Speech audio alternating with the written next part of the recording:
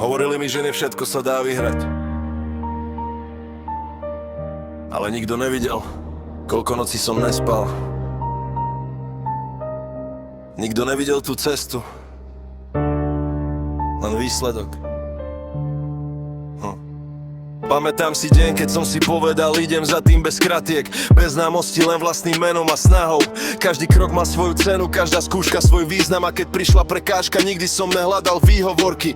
Nieraz som padol na zem, ale vždy som sa postavil, lebo sen sa nevzdával len preto, že cesta bolí. Ľudia videli uniformu, ja som videl záväzok, slúžiť čestne, stať rovno, aj keď vietor fúka oproti. Potom prišla rana, ktorú nik nečakal, jedna diagnóza a zrazu bolo všetko inak. Nemohol som uveriť, že jeden papier rozhodne, či všetko, čo som budoval, zrazu stratí hodnotu.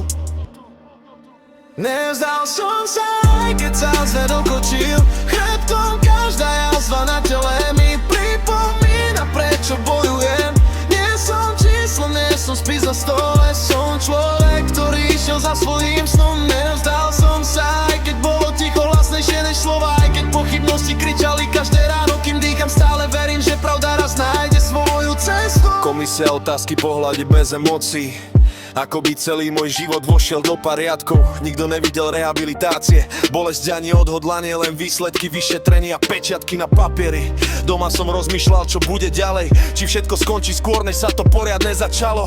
Ale každé ráno som sa pozrel do zrkadla a povedal si, nevzdáš sa, kým bude existovať šanca. Nie preto, že by som sa bál začať odznova, ale preto, že viem, koľko som tomu obetoval. Niektoré sny sa nekupujú peniazmi, platíš za ne časom, slzami a vierou.